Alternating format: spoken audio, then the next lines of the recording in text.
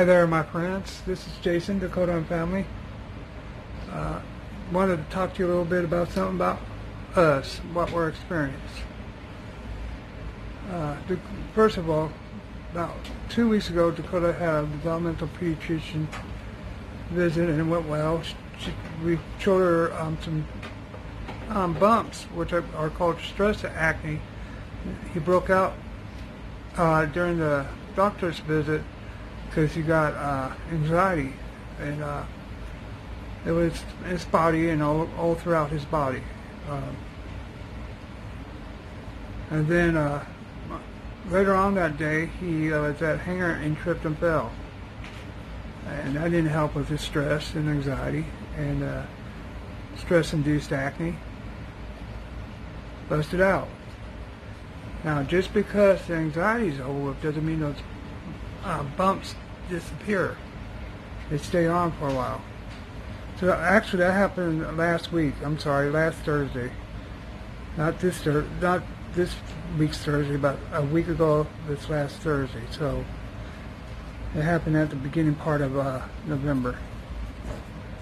Anyways, as many of you know, Wednesday we had a meeting. The outcome was not what we wanted. They had to do a little bit of work to justify their reason for not having a para. They couldn't just say no to us. They had to put it all in writing. And they had to give, and the reasons why had to be assessments, and they had to put that in writing. So I made the staff work a little bit. Thursday. And by the way, I was up there at that school for close to two and a half hours.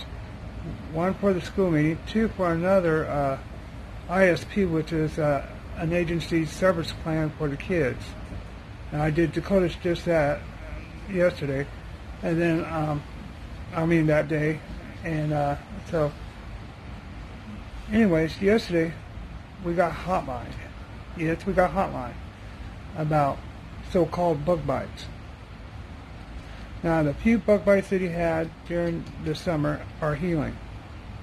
However, he broke out with the stress-induced acne, and it was in spots, and I showed the DF worker. She wasn't concerned. She only stayed for a few minutes, and then today she went up to a brief walkthrough. And technically, it wasn't really a walkthrough. It was just, make sure everything was in order. She didn't even flush the toilet. She looked inside the refrigerator. It was full. So, and then she told me today that she's in the process of closing the last 4 cases. She's combined them all. This weekend she'll work on closing all of them. So, guys, I want to tell you what it's like to be a special needs parent. A lot of these parents go through this because their kid can't speak or whatever, so they can't say, hey, I'm doing just fine, I'm just a little nervous. So we're under constant surveillance.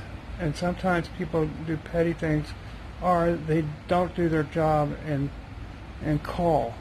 They had a chance to communicate. We have a communication book. They could wrote something down. So anyway, I fired up a letter to the principal, and wasn't mean in it. I just let him know that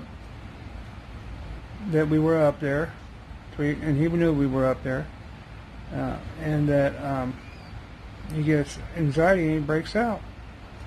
And you guys, I mentioned this to you guys verbally, so I'm putting it down on paper.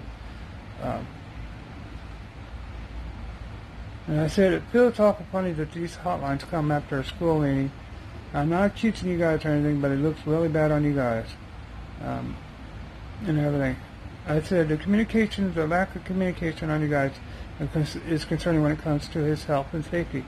If you were and by the way, you know that we had to take him to by the way, you know that if you have any concerns, that I would take him immediately to get checked out. I did that when they had concerns about his ankle, which we knew was a sprain. We got x-rays on it and everything. And we drove in the middle of winter weather. So yeah, it's stressful being a special needs parent because it feels like you're in a police state. Somebody's constantly supervising your parental skills, it seems like. I'm not upset about this. I'm just waiting and doing everything I can. Sooner or later, they'll get charged with harassment. Sooner or later. Anyways, please like, comment, and subscribe. Follow us on everything. Talk to you later.